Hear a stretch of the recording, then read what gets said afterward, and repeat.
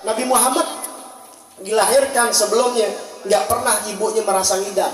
Dari sebulan sampai 9 bulan kayak orang nggak hamil. Udah dibedakan, lahir sujud, kita lahir nyungsang. Auratnya nggak kelihatan, tertutup ketika sujud. Mau kelihatan apaan kalau kita ngangkang? Udah beda. Manusia, kenapa Allah ciptakan dari jenisnya nih, dari kita manusia, agar kita nggak ngeluh. Nabi Muhammad 3 hari nggak makan, sakit perutnya. Kalau kita nggak makan sakit, Nabi Muhammad sakit.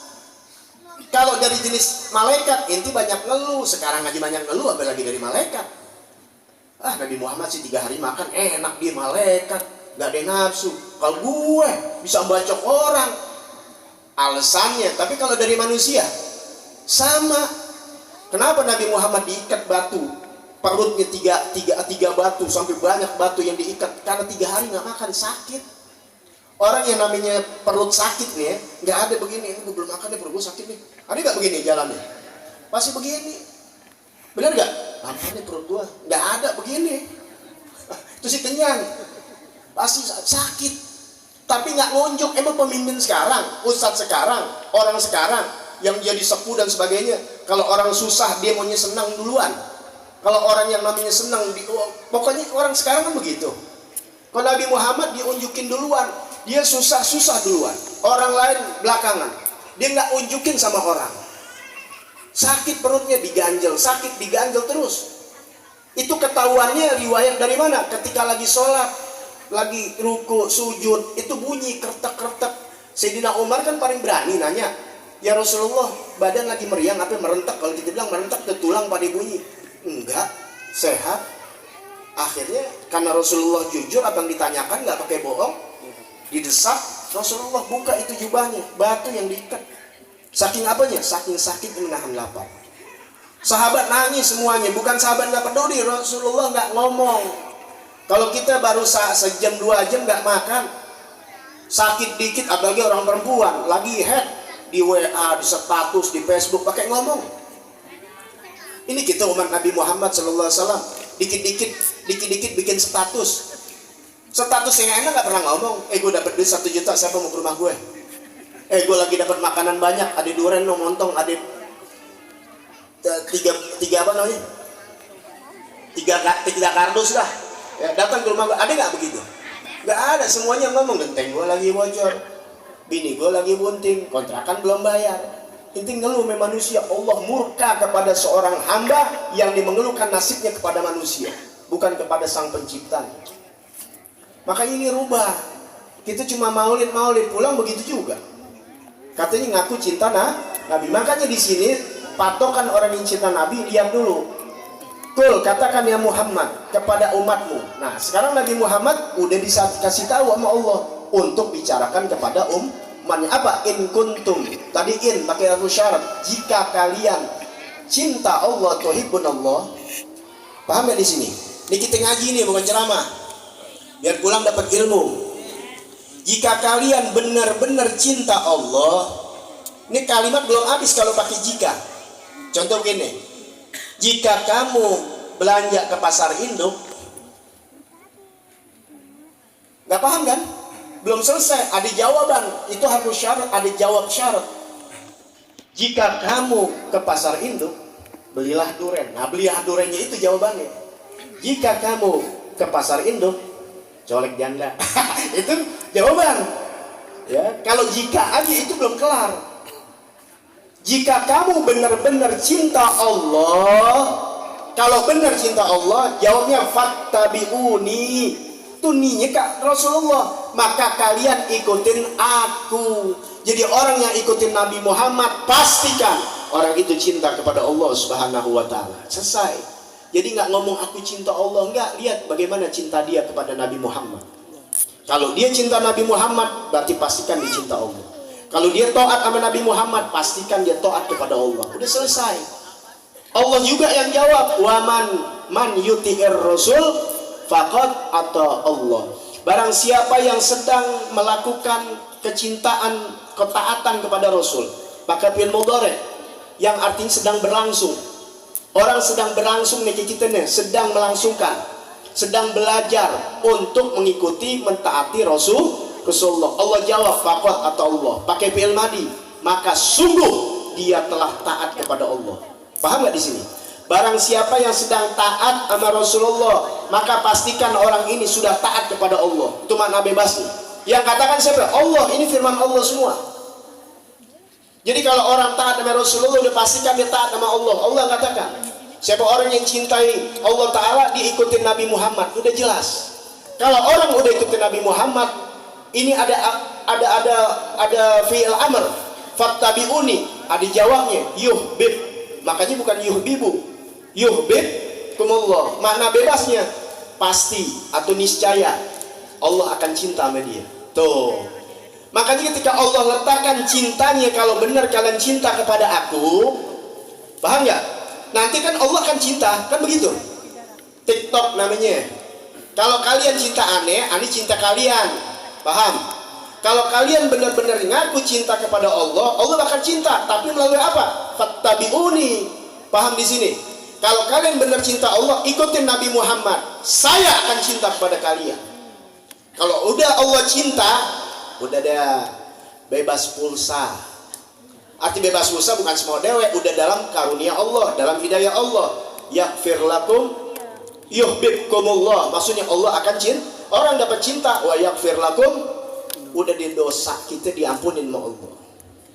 Kita kalau udah cinta sama perempuan, cinta makan bakso berdua nih perempuan kentut, kita bilang wangi. Kesalahan orang kita maafin, kenapa? Cinta. Coba kalau kita gedek sama orang, gedek nih kita mau gedek banget sama orang, gedek. Tahu gak namanya gedek? Ini kan kita orang-orang yang tiap hari gedegan aja nih. Orang datang bawa makanan ke rumah kita tanya, ibu jangan makan, jangan-jangan diracunin ya sianida. Ada aja orang salah nih. Kalau kita udah gedek sama orang bener salah. Orang bener salah gara-gara gedek. Tapi kalau kita cinta, orang salah kita masih benerin. Bagaimana kalau Allah udah cinta sama seseorang, salahnya masih dibenerin sama Allah, artinya dimaafkan. Bukan di pembenaran dalam salah, tapi Allah maafkan. Tapi kalau Allah udah gedek sama seseorang, karena jahatnya dia mewali oleh Allah, sangat jahatnya dia sama manusia, benernya aja masih Allah laknat. Padahal tukang baca Quran, padahal baca tahajud, wah luar biasa dalam ibadahnya, hebat. Tapi Allah nggak anggap, mulutnya kotor hina maulid, kotor hina aulia Allah, orang yang tahlil dihina-hina, kayak udah paling benar dia. Paham ya? Ya, maulid ini dianggapnya bid'ah, kotor, tidak ada di zaman Nabi. Karena Nabi tidak pernah melakukan dan jangan menambah Nabi ibadah. Sampai bilang ibadah. Emang maulid ritual? Maulid ini sarana untuk kita mencintai Nabi Muhammad. Kecuali ini maulid habis begini nih, kan kita maulid nih. Tadi ada goyang paragoy gak? Kagak ada. Ada goyang TikTok gak? Ada joget-joget gak? Ada buka aurat gak? Ya kalau ada rubuhin, bukan bid'ah lagi, munkarot itu. Nah kita ngapain duduk di sini? Baca riwayat Nabi. Saya kan udah kasih tahu tadi. Bahkan di dalam surah Yusuf Allah katakan nahnu nakussu alaika ahsanal qasas. Kami telah kisahkan kepada ya Muhammad sebaik-baiknya kisah tentang kisahnya Nabi Allah Yusuf. Lah kisah yang terbaik siapa? Kisah Nabi Muhammad. Ada gak dalam Al-Quran? Ada. Tadi tahlil gak? Tahlil. Disuruh sama Allah Ta'ala halal yuhalu tahlilan. Afdalul zikri fa'lam annahu la ilaha illallah. Yang terbaik afdalul zikri adalah la ilaha illallah. Apakah nyali syariat? Ada perintah Allah, ada perintah Rasulullah. Baca tasbih, wasabbihu bukratan wa asila. Baca istighfar. Apa yang keluar dari tahlil? Oh kegiatan ini nggak ada zaman Nabi. Ya kagak ada. Ada anak kecil tidur, ada begini, ada nih zaman Nabi begini. Lah bukan kita kagak ada zaman Nabi. Kalau sesuatu yang nggak ada di zaman Nabi, terlalu banyak jutaan bid'ah semua kita. Tinggal dilihatnya sesuatu yang nggak ada di dalam zaman Nabi, lihat keluar nggak dari syariat. Orang Sunda melaksanakan perkawinan pakai cara Sunda nggak apa-apa. Mau pakai cara Jawa boleh, selagi nggak menabrak syariat. Artinya nggak buka aurat. Paham di sini? Mau pakai adat Betawi, tapi kalau ngablak kemana-mana haram. Bukan soal adat Betawinya, lo buka aurat. Tapi selagi tutup Aurat mau pakai syariat apa, mau pakai adat mana aja boleh, pakai adat planet Mars juga nggak apa-apa. Pakai astronot kan ditutup semua tuh, gerah-gerah. Paham ya di sini ya? Kemudian nggak bercampur baur laki dan perempuan, nggak dipasangin laki dan perempuan dipakai, itu bukan adat kita. Paham di sini? Jadi apapun kalian silakan, mau main bola zaman Nabi nggak ada bola, nggak ada bulu tangkis, kalian boleh silahkan olahraga, karena olahraga disuruh sama Nabi. Cuma Nabi mainnya apa? Panah, pedang. Lah kita kalau main panah pedang ditangkap, salah lagi. Ya, kita main bola, kita main badminton, kita main tenis meja, selagi apa? Nggak pakai celana pendek. Kalau catur memang dilarang. Sebab apa? Lu ngasah otak ngajarin prajurit mulu, lu serahin orang, lu ngumpet. Makanya dilarang dalam Islam. Kenapa? Itu mereka.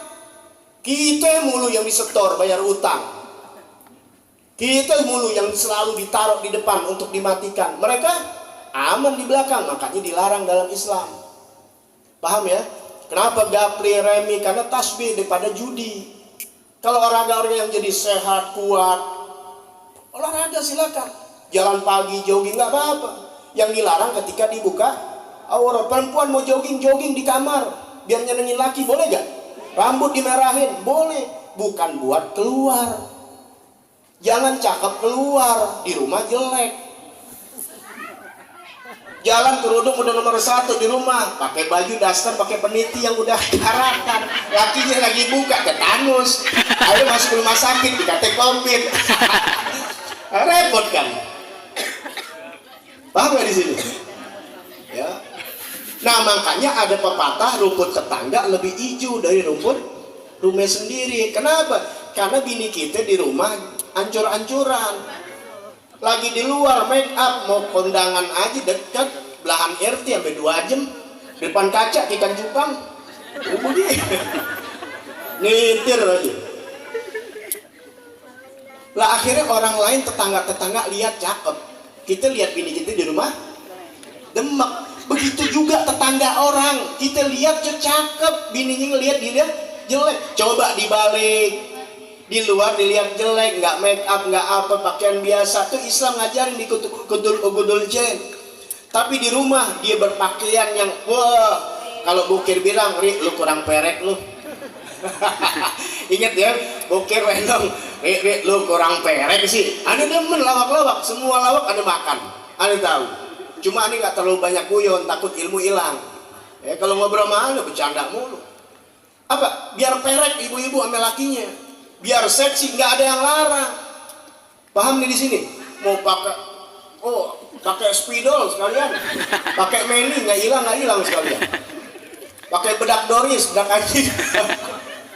Pakai rambutnya mau diiniin, boleh, buat laki, bukan buat orang.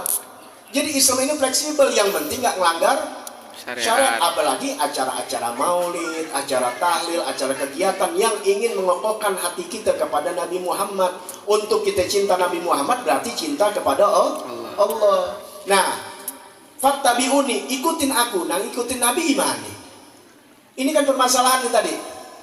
Siapa orang yang cinta Allah, ngaku cinta Allah, ikutin Nabi Muhammad. Kalau udah ikutin Nabi Muhammad, pasti Allah cinta.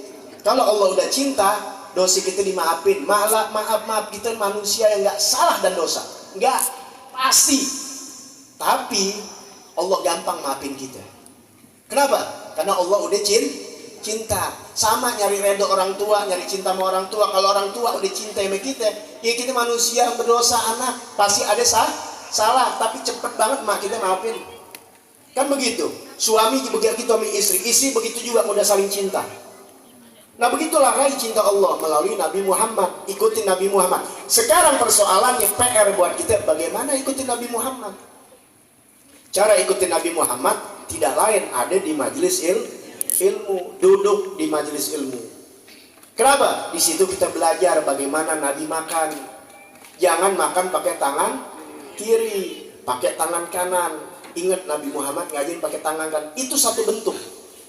Ada satu nyanyian, mau makan ingat kamu. Ada yang nyanyi nih kan? Mau tidur ingat kamu. Mau ngapain lagi ingat dia. Nggak begitu.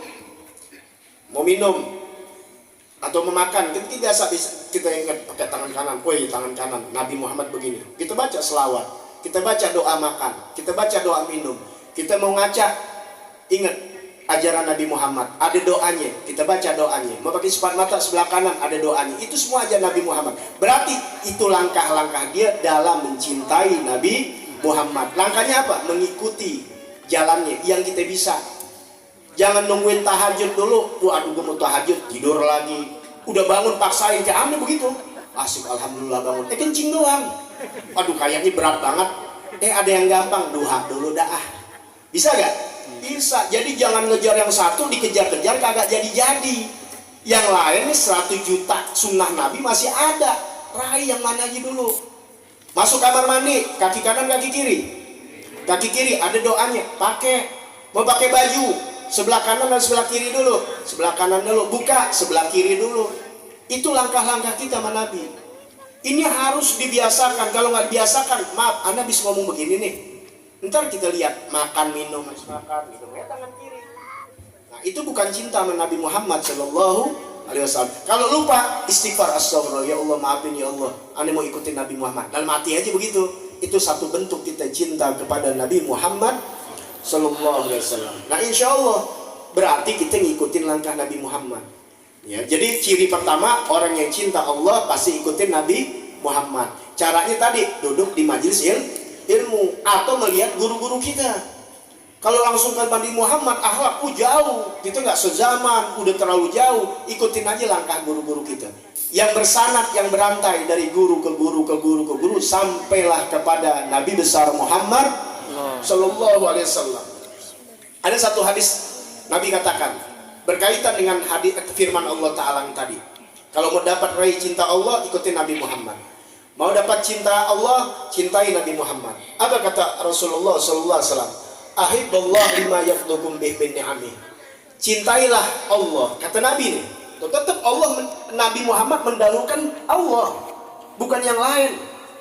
Gak ngajarin kita yang lain-lain. Cintailah Allah, kata Nabi Muhammad.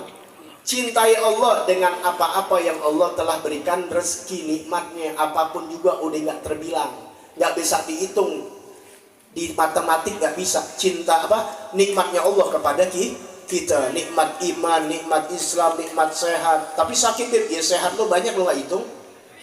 Nikmat-nikmat yang lain yang tak ternilai, semuanya dari Allah. Kita bisa kenyang nih, nikmat dari Allah. Makanya sifat kenyang ditarik nanti di yaumil kiamah, di neraka. Orang minum nih kehausan nih, ini tahu nih minuman air panas mendidih nih. Zakum, kalau kita minum nih meleleh leher kita, kita minum juga. Nggak bakal dipaksain, itu jangan kayak nonton film. Ini malaikat nih, maksain ini ahli neraka misalnya. Nggak begitu, nggak pakai digituin. Ente minum sendiri, saking hausnya. Makan terus sampai perut meleduk. Makanya yang kasih kenyang Allah. Jadi ada orang kalau dikasih makan segini aja kenyang, bisa gak? Itu Rasulullah makanya makan cuma segini. Kenapa? Karena dia udah mensyukuri nikmat Allah. Kita nggak pernah syukur, 2 piring masih nambah. Coba belajar sifat syukur, pasti makan dikit. Tapi nggak jadi gemuk. Gemuk urusan Allah. Tuh tanya perempuan tuh makannya udah dikit, gembrot. Ayo nunggu waktunya naik. Mau diet gimana? Ada yang makannya banyak, kurus-kurus juga. Nggak sabar, nggak sebab itu. Nggak, itu hanya sedikit semuanya. Emang kalau udah takdirnya Allah gemuk ya gemuk, nggak usah ditahan-tahan pakai diet.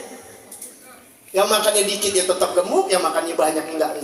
Buktinya apa? Itu kita kerja. Kalau kerja namanya dari pagi sampai sore jadi orang kaya, warkop paling kaya no. Buktinya kagak. Nggak selalu.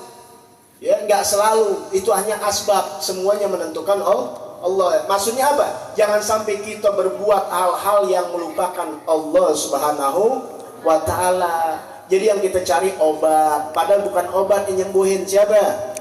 Allah. Paham ya? Bukan virus yang mematikan, tapi yang mematikan Allah. Bukan virus yang mematikan. Makanya harus punya keyakinan kepada Allah Subhanahu wa Ta'ala. Bukan berarti kita menolak penyakit. Penyakit pasti ada, apapun bakal terjadi. Nanti mungkin kemudian hari ada penyakit yang kita nggak tahu.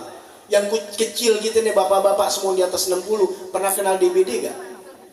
Nggak ada, nggak pernah kenal.